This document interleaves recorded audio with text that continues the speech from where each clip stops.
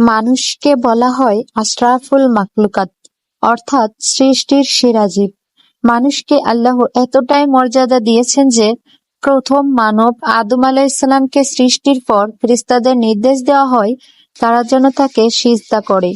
মানুষের মর্যাদা সম্পর্কে পবিত্র কুরআনের সূরা বনী ইসরাঈলের ৭৪ নম্বর আয়াতে ইরশাদ করা হয়েছে, আমি আদম সন্তানকে মর্যাদা দান করেছি এবং জলে স্থলে তাদের আরোহণ করিয়েছি, তাদেরকে পবিত্র বস্ত্র দিয়ে রিজিক দিয়েছি এবং আমার বহুসংখ্যক সৃষ্টির উপর সুস্পষ্ট শ্রেষ্ঠত্ব দান করেছি। এইসব আমার দয়া ও অনুগ্রহ। আল্লাহর দৃষ্টিতে সব মানুষই সমান। তার কাছে তারাই বেশি সম্মানিত যারা পরহেজগার এবং আল্লাহ ভীরু। এক্ষেত্রে আর্থিক সামর্থ্য, ক্ষমতা বা অন্য কিছু বিবেচনায় আসবে না। আল্লাহ তাআলা আল্লাহ ভীরু মানুষদেরকে পছন্দ করেন। জাতির সৃষ্টিত্বের বর্ণনা ও তার কারণ উল্লেখ করে সূরা হুজরাতের ১৩ নম্বর আয়াতে আল্লাহ বলেন, নিশ্চয় তোমাদের মধ্যে অধিক আল্লাহ ভীরু ব্যক্তিই আল্লাহর কাছে অধিক সম্মানিত। আল্লাহ মানুষকে সৃষ্টির সেরা জীব হিসেবে তৈরি করেছেন।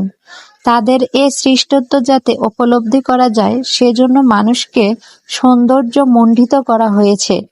পবিত্র কুরআনের সূরা ৩ এর ৪ নম্বর আয়াতে মহান আল্লাহ তাআলা মানব সন্তানের বাহ্যিক অবকাঠামো ও রূপ সৌন্দর্যের বর্ণনা দিয়ে বলেন, আমি মানুষকে অতি সুন্দর অবয়বে সৃষ্টি করেছি।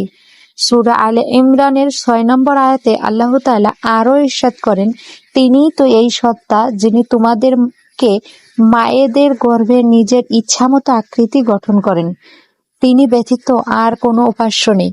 তিনি পরাক্রমশালী, প্রজ্ঞাময়।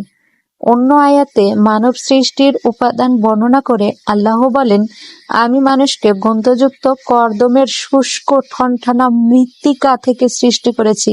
সূরা হিজর ২৬।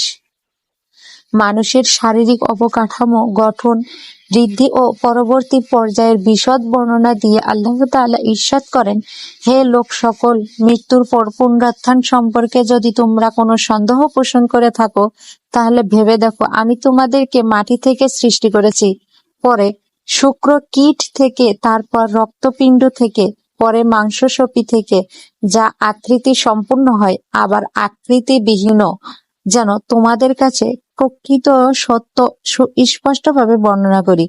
আমি যেটিকে শুক্রকীটকে ইচ্ছা করি একটি নির্ধারিত সময় পর্যন্ত জরায়ুর মধ্যে স্থিতিশীল করে রাখি, পথেও তোমাদেরকে শিশুরূপে ভূমিষ্ঠ করি, ফলে তোমরা তোমাদেরও যৌবনে পদার্পণ করে থাকো, আর তোমাদের মধ্যে কাউকে এর আগে মৃত্যু দেওয়া হয়, আবার কাউকে নিকৃষ্টতম জীবন বার্ধক্যের দিকে প্রত্যাবর্তন করানো হয়, ফলে সে সবকিছু জেনে নেওয়ার পরও কিছু জানে না।